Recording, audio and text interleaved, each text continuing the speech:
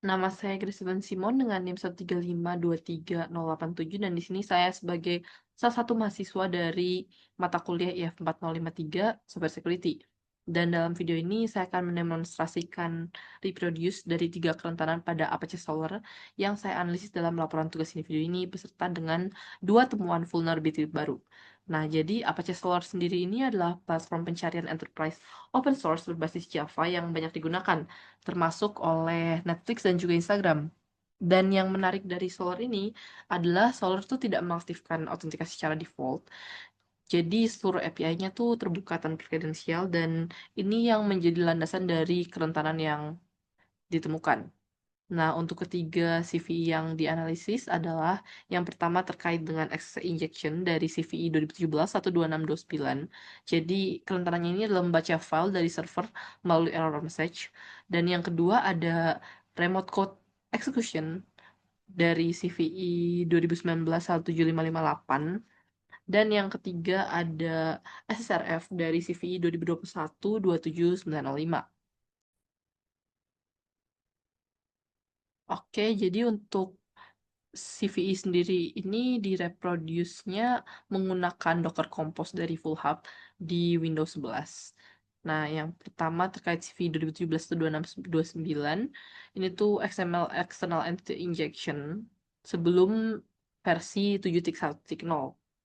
Nah, di sini saya sudah menjalankan Docker-nya, jadi bisa langsung membuka website Solar-nya.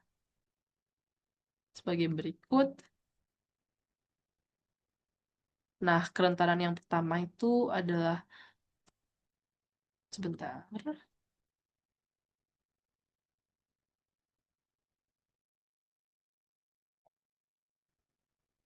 Oke, sambil menunggu Dockernya berjalan, saya akan menjelaskan terkait kerentanan pertama yang XML query parser. Jadi ketika dikirimkan query dengan parameter XML parser, maka Solr akan parse konten XML dari parameter Q. Nah, masalahnya XML parser Java ini tidak menonaktifkan external entity secara default. Jadi bisa menyisipkan payload yang mereferensikan file lokal di server.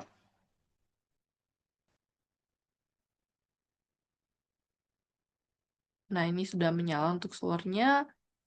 Kemudian di sini saya sudah ada payload XML-nya sehingga bisa kemudian menjalankan payload tersebut.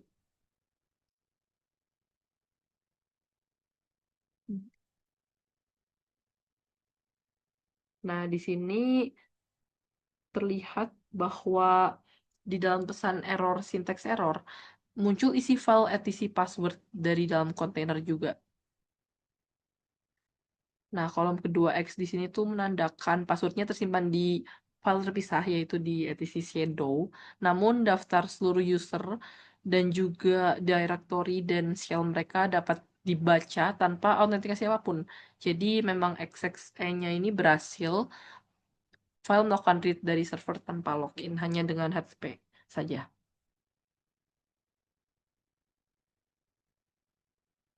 Kemudian, untuk Solr sendiri memperbaiki ini dengan cara menambahkan 3 baris konfigurasi XML parser yang menonaktifkan doctype dan external entity processing. Selanjutnya, untuk CV yang kedua terkait dengan remote code execution melalui velocity template pada Solr 5.0 hingga 8.3.1. Oke, jadi di sini saya sudah setup untuk Docker-nya. Kemudian yang dilakukan adalah cek nama core yang aktif yang pertama dengan cara membuka link ini.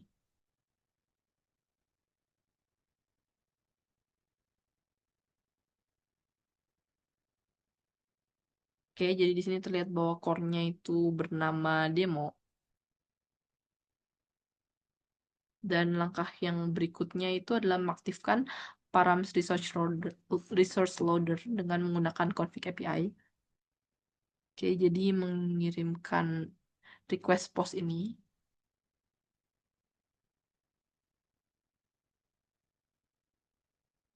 Kemudian di sini statusnya 0, maka berhasil dan velocity response writer sekarang aktif dengan params loader enabled. Kemudian yang bisa dilakukan di sini adalah memastikan bahwa velocity response writer ini memang aktif dengan cara membuka link ini pada website. Oke, jadi di sini muncul Linux, berarti Velocity Response Writer memang aktif dan bisa mengakses Java System Properties.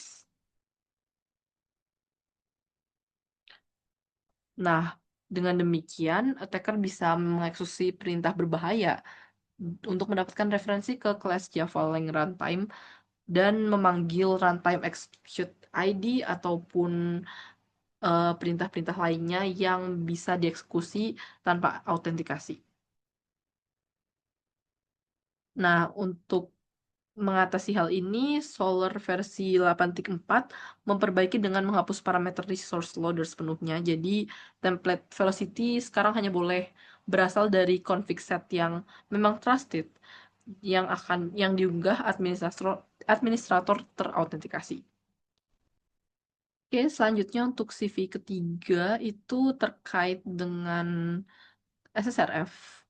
Jadi di sini Solar itu punya endpoint update yang bisa menerima data dari URL eksternal melalui parameter stream URL. Dan fitur ini tuh disebut remote streaming. Secara default ini tuh dinonaktifkan, tapi karena config API yang tidak terproteksi autentikasi, kita bisa mengaktifkan dengan sebuah request post. Sebagai berikut.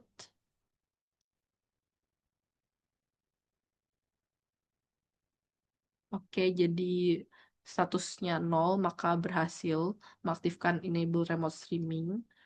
Kemudian, jadi kita bisa langsung mengakses URL sebagai berikut. Oke, jadi di sini isi etc password langsung muncul di respons tanpa error dan tanpa autentikasi. Kemudian kita juga bisa memaksa Solr untuk membuat request ke URL internal. Contohnya di sini sebagai berikut. Oke, jadi Solar membuat HTTP request ke admin info system dan mengembalikan seluruh kontennya ke kita. Di sini bisa terlihat ada versi JVM, path instalasinya, jumlah CPU, dan semua detail sistem. Dan dalam skenario nyata di cloud, ini bisa digunakan untuk mengakses contohnya AWS Metadata Endpoint dan sebagainya untuk mendapatkan credentials, dan ini sangat berbahaya. Kemudian dengan demikian, Solar melakukan eh, remediasi dengan mengaktifkan autentikasi untuk mencegah agar tidak bisa otorisasi akses ke config API. Namun ini memang belum diatasi oleh Solar dan sebaiknya memang ada skenario atau skema untuk menonaktifkan enable remote streaming secara eksplisit dalam konfigurasi produksi. Atau bisa juga dengan cara menggunakan firewall untuk membatasi akses. Dan juga bisa dengan memperbaiki, yang sudah dilakukan adalah memperbaiki SRF terkait dengan validasi URL terhadap trusted host. Selanjutnya terkait dengan temuan vulnerability, di sini saya sudah mengaktifkan Apache Solr versi terbaru yaitu yang versi 10. Dan temuan di sini yang pertama adalah terkait dengan unauthenticated full system information disclosure. Jadi pada konfigurasi default Solar 10, siapapun bisa mengakses endpoint yang mengekspos informasi sistem. Contohnya di sini sebagai berikut, misalkan kita mengakses URL berikut. Oke, jadi di sini terlihat versi Solar, versi JVM lengkap dengan flag-flagnya, path instalasi, jumlah CPU, total memori fisik, versi arsitektur OS, dan sebagainya. Dan di sini bagian command line args juga mengekspos flag-nya itu termasuk dengan ukuran heap-nya. Jadi attacker tuh bisa menggunakan ini untuk mengkalkulasi berapa banyak request yang dibutuhkan untuk DOS.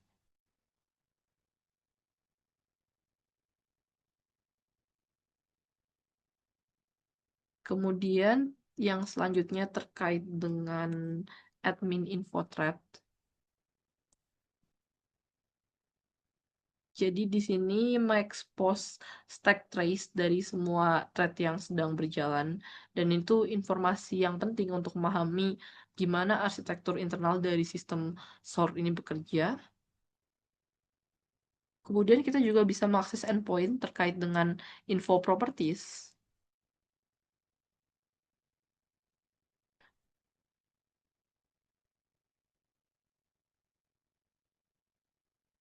Dan di sini tuh semua Java System Properties terbaca, termasuk dengan path-nya, local time zone, dan detail terkait dari JVM environment-nya.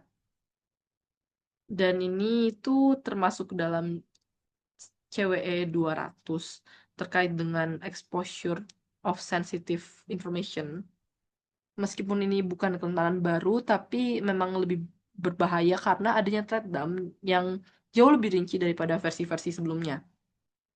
Oke, selanjutnya untuk temuan yang kedua itu terkait dengan tidak adanya rate limiting pada Solar versi 10.0.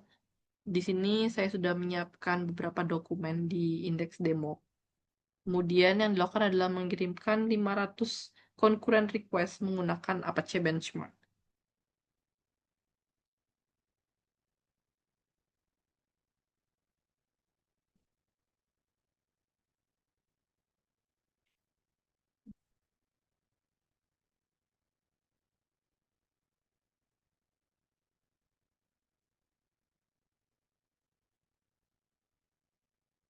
Oke, jadi di sini terlihat bahwa 500 request selesai semua dan tidak ada yang mendapatkan HTTP 429 too many request.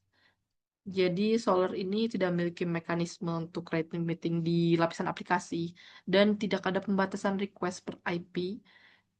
Jadi attacker bisa mengirimkan query yang secara komputasional mahal dan ini akan secara terus-menerus akan menghabiskan resource dari server dan bisa menyebabkan denial of service bagi pengguna yang legitimate. Jadi kesimpulannya di sini tuh semua kerentanan terkait dengan ketidakadaan autentikasi default pada Apache Solr dan konfigurasi config API yang terbuka memungkinkan attacker untuk mengaktifkan fitur berbahaya.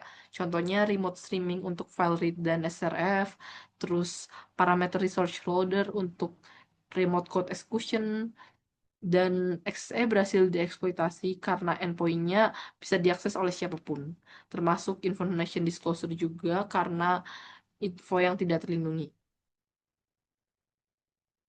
Jadi pelajaran yang didapatkan di sini adalah terkait dengan untuk mengaktifkan autentikasi. Jadi tidak bergantung pada asumsi bahwa layanan itu tidak terekspos ke internet. Kemudian nonaktifkan fitur-fitur yang tidak digunakan, lalu konfigurasi XML parser secara eksplisit. Dan yang terakhir adalah menerapkan rate limiting di lapisan aplikasi maupun infrastruktur. Sekian untuk demonstrasi mengenai analisis CVE dan juga vulnerability. Terima kasih.